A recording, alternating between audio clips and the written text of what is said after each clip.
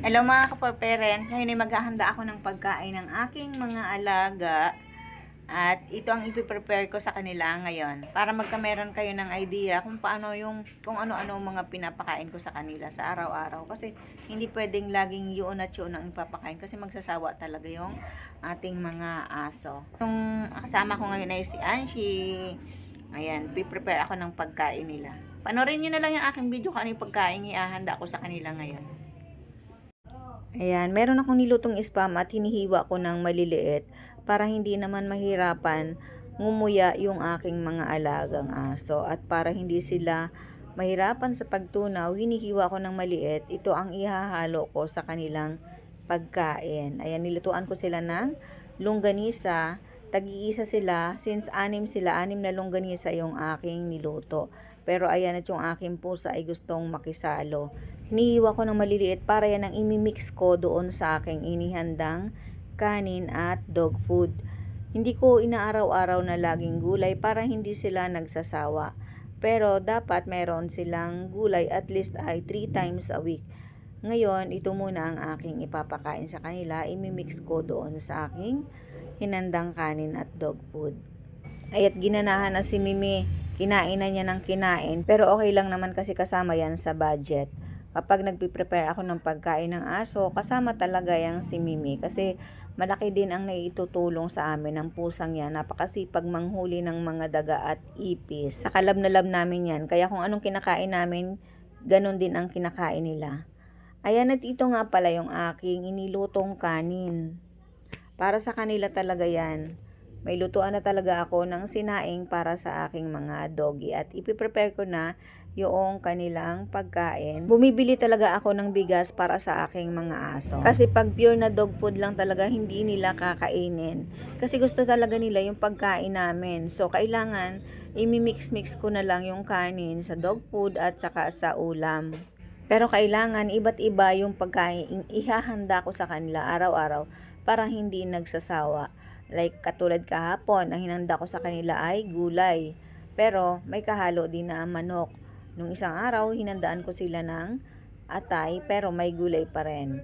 Ngayon, ang ipapakain ko sa kanila ay ang hiniwa ko ng maliliit na spam at saka ay longganisa na ihahalo ko nga sa kanin at sa dog food. Dapat laging busog yung ating mga aso para hindi sila maligalig. Alam nyo ba kapag busog yung ating aso, tulog lang sila ng tulog. Kaya dapat lagi silang busog para hindi maligalig. At kapag nagising naman, masigla silang naglalaro. Ayan at ubos na ang aking sinaing at ihahalo ko na sa dog food. Tinatakal ko rin nga pala yung dog food na ibibigay ko sa kanila para syempre balanced din yung kanilang mga kinakain. May kanin, may dog food at may ulam. Alam nyo ba, pag nag-aalaga ka ng aso, para ka lang nag-aalaga din ng anak. Hahandaan ng pagkain, papaliguan, at lilinisan. At syempre, kapag matutulog, katabi rin namin matulog yan. Parang ko nga talaga silang mga anak. Ganon ko kamahal yung aking mga alagang aso. Ganon din ang trato ko sa aking mga alagang pusa kasi mapagmahal talaga ako sa hayop. Ayan, at naghihintay na nga ang aking mga alaga. Naiinip na sila sa aking pagpe-prepare.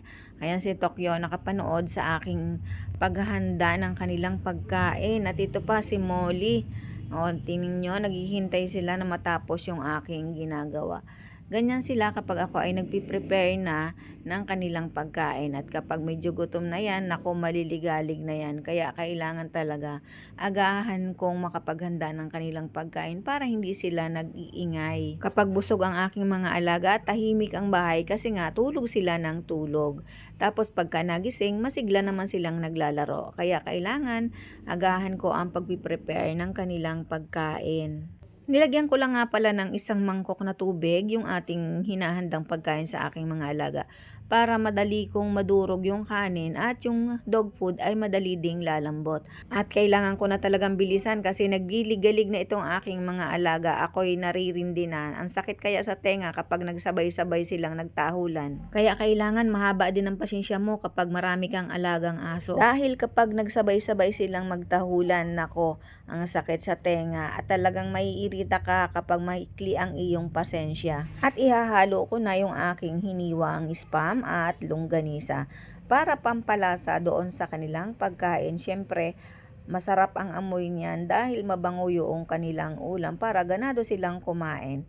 Kaya hindi ko na sinabawa ng sabaw ng manok yan kasi nga malasa na yung longganisa at saka spam. Baka naman ay sumobra ang panimpla at mawalan sila ng gana. Kailangan kasi wag natin sasanayin yung ating mga alaga sa may lasang pagkain kasi pag binigyan mo sila ng malasang pagkain, yung may mga panimpla, doon nag-uumpisang maging pihikan yung ating mga aso kasi hahanap-hanapin nila yung lasa na yun eh. Kaya hanggat maaari, wag natin titimplahan yung kanilang pagkain kasi yung dog food may lasa na yan. Although hindi ko naman tinitikman. Pero yun ay ginawa ng mga manufacturer na timpla na pang-aso talaga. Kaya hindi ko rin inaalis na ihalo talaga sa kanilang pagkain yung dog food. Ayan, at hindi na talaga makapaghintay si Molly. Talagang lumapit na siya sa akin.